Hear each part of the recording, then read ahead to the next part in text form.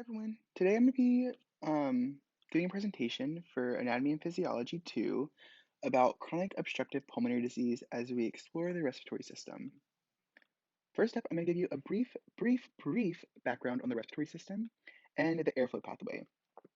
So if you can see my cursor over here on the right, I kind of drew a quick little line that kind of explored the pathway a little bit.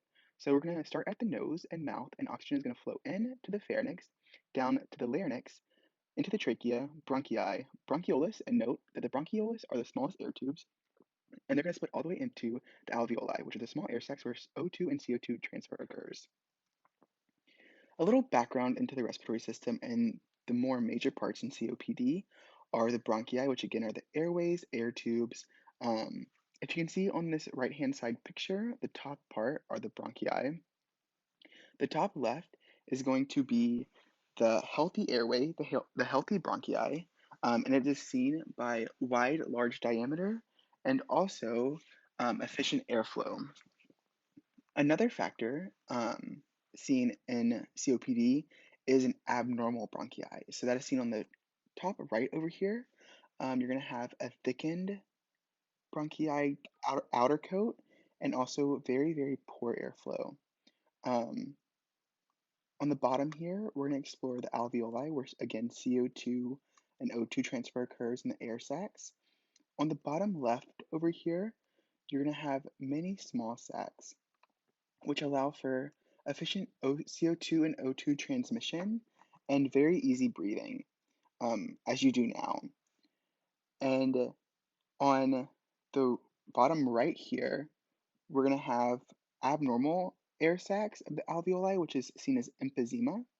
Um, that's going to have very poor CO2 and O2 transmission and a lot of difficulty in breathing. So, what are some of the risk factors for COPD? The main one that is highlighted through many studies is smoking, which damages the air sacs and airways in the lining of your lungs, leading to COPD. The second one is going to be pollution or chemical exposure, which is comorbid with asthma. That is because pollution induces onset acute asthma, which exacerbates COPD, which can lead to respiratory morbidity and or mortality. Another rare, not really in your control factor is AAT, which is a rare genetic disorder. The body has an inability to protect against respiratory inflammation. And again, COPD is an inflammation of the bronchioles and the bronchi and the lungs and the alveoli. And I kind of created this pull the tooth method. As I explored more, I saw that the lung microbiome is also present in the oral cavity. And if you think about it a little bit, um, they're connected in one tube, so it makes sense for the bacteria and to be the same in both the lung and the mouth. So I found that they have in common COPD patients in the lungs and oral microbiome. They have an inflammatory bacteria of 16S rRNA sequencing, which is highly present in COPD patients. I wrote the three bacteria here. I won't try to say them for you. Um, and I found that the more teeth you have as a COPD patient, the increased COPD symptoms. I found that very interesting. And my only theory behind that is that the increased number of teeth that you have, the more susceptible you are to bacteria growth and plaque, um, giving these three bacteria a great place to grow, thus exacerbating the symptoms of COPD.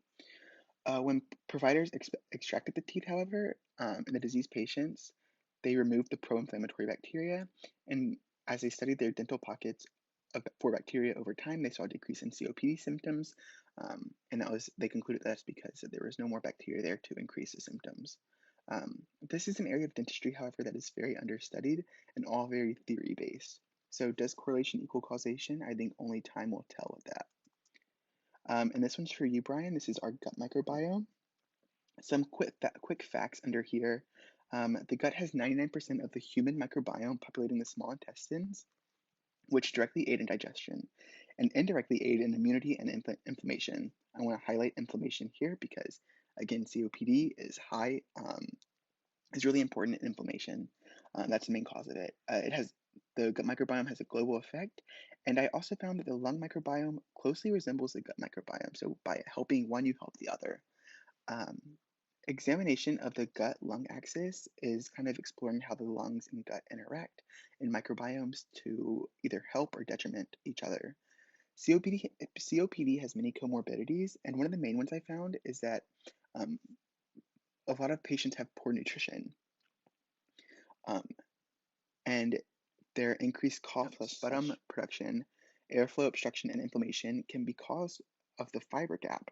Um, And I'm going to scroll down a little bit to this bottom section over here. I'm sorry I have it out of order, but it might help the flow a little bit.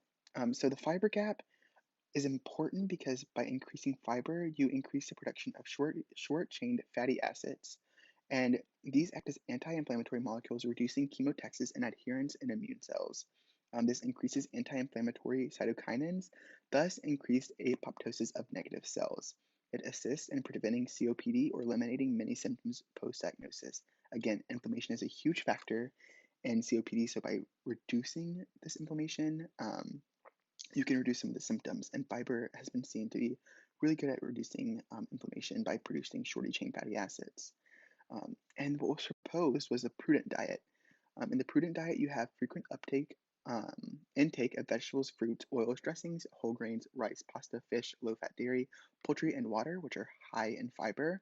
And this kind of contradicts the Western diet that we all experience now, which is high in red processed meats, saturated trans fats, refined grains, processed sugars, and beer and spirits, which are low in fiber. So by going to the prudent diet, you have increased fiber uptake, thus increased short chain fatty acid uptake.